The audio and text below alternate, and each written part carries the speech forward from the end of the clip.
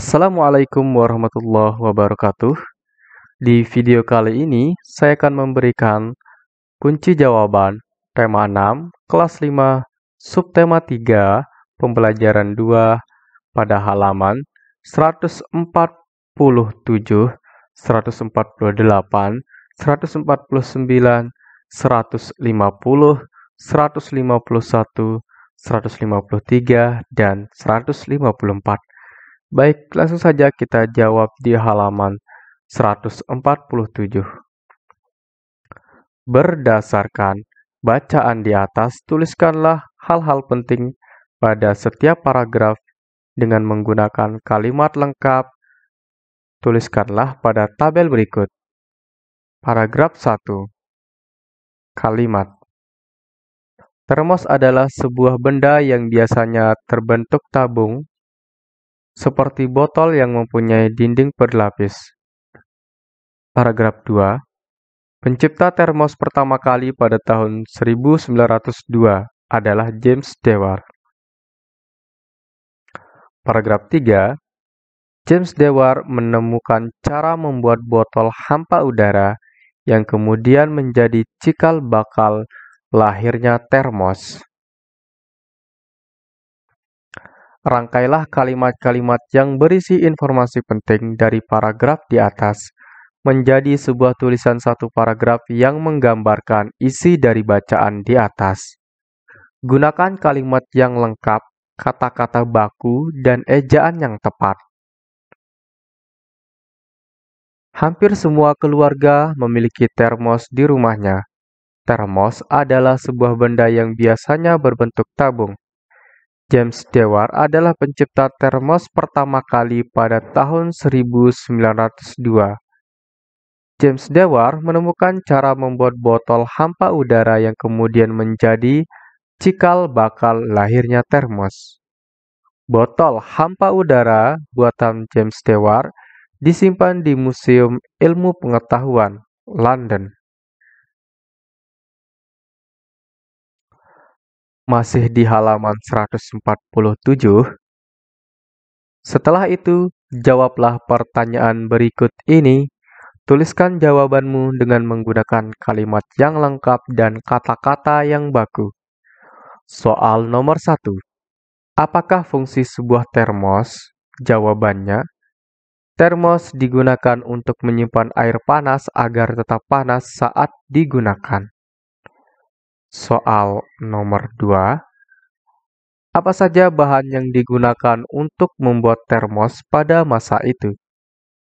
Bahan yang digunakan pada masa itu adalah botol hampa udara, merupakan wadah dari kaca berdinding ganda dengan ruang di antara dindingnya dikosongkan dan ditutup rapat.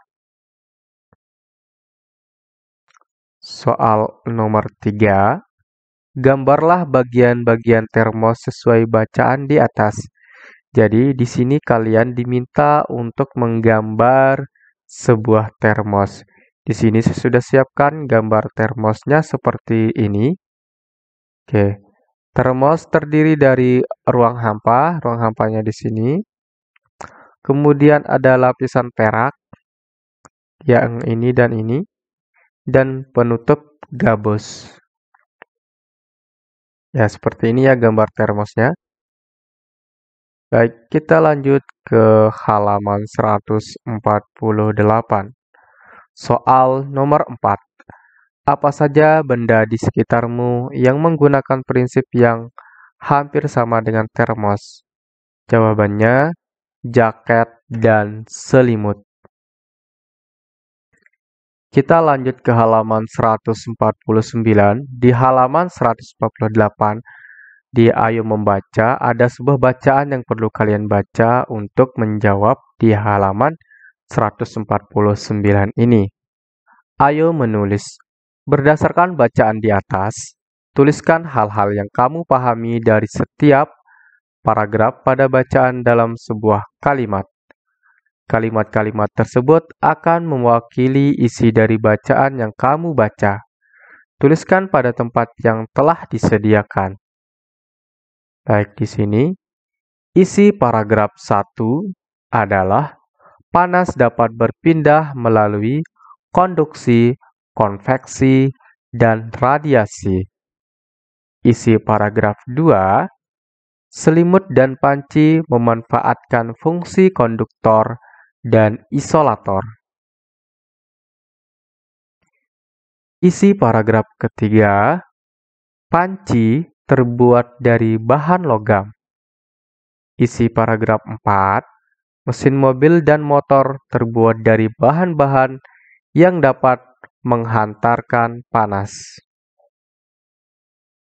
Kita lanjut ke halaman 150, kita baca dulu perintahnya. Berdasarkan kalimat-kalimat yang mewakili isi bacaan yang telah kamu tulis, buatlah sebuah diagram yang akan menjelaskan pemahamanmu terhadap bacaan di atas. Gunakan diagram berikut untuk untuk membantumu. Tuliskanlah kalimat-kalimat yang menjadi pokok pikiran dari setiap paragraf dalam bacaan. Ke dalam setiap kotak yang tersedia, satu kotak tentu mewakili satu paragraf. Berilah keterangan hal-hal penting lain dalam paragraf yang mendukung pokok pikiran tersebut. Lakukanlah bersama dengan teman sebangkumu. Buatlah diagrammu pada tempat yang disediakan di bawah ini. Baik, di sini sudah tersedia diagram yang perlu kita isi. Pertama, di tengah-tengah kita tulis dengan penggunaan benda isolator dan konduktor. Kita ke diagram pertama. Panas dapat berpindah melalui konduksi, konveksi, dan radiasi. Beberapa barang memanfaatkan benda sebagai konduktor atau isolator. Kemudian kita ke diagram kedua. Selimut dan panci memanfaatkan sifat konduktor dan isolator. Selimut memerangkap panas yang keluar dari tubuh sehingga badan terasa tetap hangat. Di diagram ketiga, kita isi dengan panci terbuat dari bahan logam. Panci menghantarkan panas sampai ke makanan.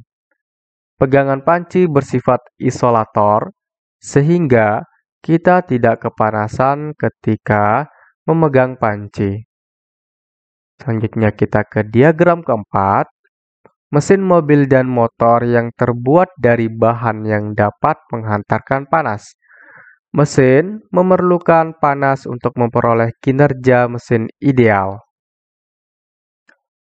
Masih di halaman 150 di bawah diagram tadi, kita diminta untuk tuliskanlah pemahamanmu tentang isi bacaan dalam tulisan satu paragraf berikut. Panas dapat berpindah melalui konduksi, konveksi, dan radiasi. Beberapa barang memanfaatkan benda sebagai konduktor atau isolator. Selimut dan panci memanfaatkan sifat konduktor dan isolator. Panci bersifat konduktor, sedang pegangan panci bersifat isolator. Mesin mobil dan motor terbuat dari bahan bersifat konduktor. Mesin memerlukan panas untuk memperoleh kinerja mesin ideal. Kita lanjut ke halaman 151. Ayo mengamati. Amatilah benda-benda yang ada di sekolah dan rumahmu. Gunakan tabel berikut untuk mengidentifikasi sifat hantaran benda tersebut dan kegunaannya. Lalu buatlah kesimpulannya. Nama benda atau alat di sekolah. Gerbang besi sekolah. Sifat hantarannya adalah konduktor. Kegunaan dari gerbang besi sekolah adalah sebagai pagar keamanan dan tempat keluar masuk ke sekolah. Lalu barang selanjutnya adalah bel sekolah.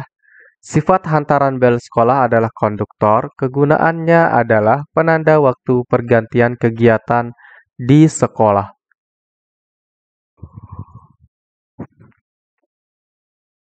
Barang ketiga, keranjang sampah plastik. Sifat hantarannya adalah isolator. Kegunaan dari keranjang sampah plastik adalah tempat sampah dikumpulkan. Barang selanjutnya adalah kursi siswa. Sifat hantaran dari kursi siswa adalah isolator. Kegunaannya yaitu tempat untuk duduk siswa.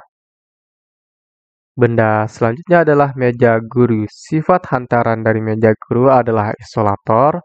Kegunaannya yaitu tempat untuk menulis.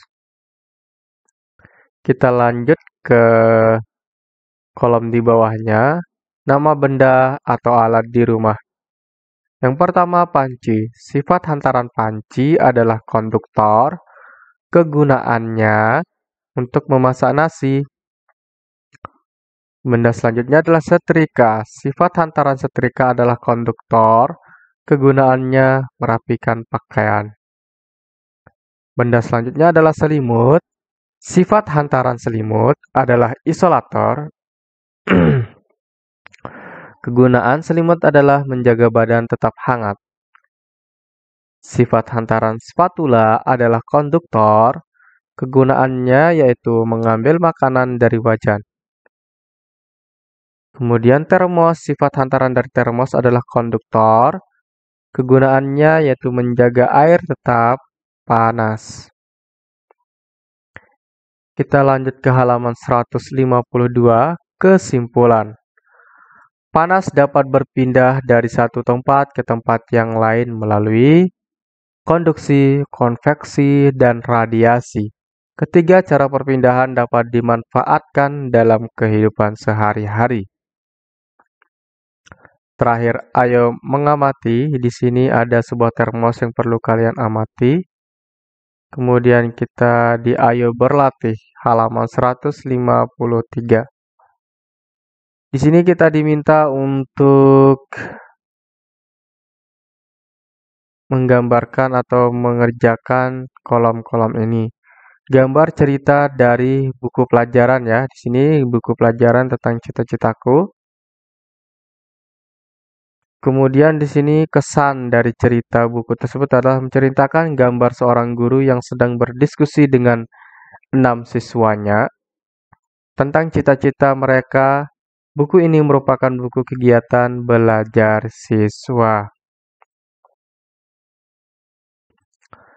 Baik, selanjutnya di sini ada buku gambar novel tentang surat kecil untuk Tuhan. Gambar cerita dari novel. Cerita dari buku tersebut adalah menceritakan seorang anak yang menderita penyakit yaitu penyakit kanker. Perjuangan pantang menyerah Gita Sesawanda Cantika dalam menghadapi penyakit kanker yang dideritanya. Selanjutnya dalam poster. Nah, poster ini bercerita tentang gambar seorang ibu yang sedang memberikan obat kepada anaknya. Setiap anak harus berani minum obat agar cepat sembuh. Oke, kita lanjut ke halaman 154. Ayo renungkan. Apa saja keterampilan menurutmu yang diperlukan untuk memahami konsep-konsep pembelajaran hari ini? Jawabannya yaitu keterampilan yang dibutuhkan adalah keterampilan menganalisa, praktek, dan keterampilan mencari informasi. Soal nomor 2, konsep manakah yang ingin kamu dalami selebih lanjut? Jawabannya, saya belum berkeinginan untuk mendalami konsep tersebut. Soal nomor 3, bagaimanakah kamu memanfaatkan sumber informasi di sekitarmu? Jawabannya, cara saya memanfaatkan informasi adalah mencatat informasi dan melakukannya. Baik, begitu saja untuk pembelajaran kali ini. Semoga bermanfaat untuk kita semua. Bagikan video ini ke teman kalian agar tetap bermanfaat dan teman kalian mendapatkan nilai memuaskan. Sekian, saya ucapkan banyak terima kasih telah menonton video ini sampai selesai. Assalamualaikum warahmatullahi wabarakatuh.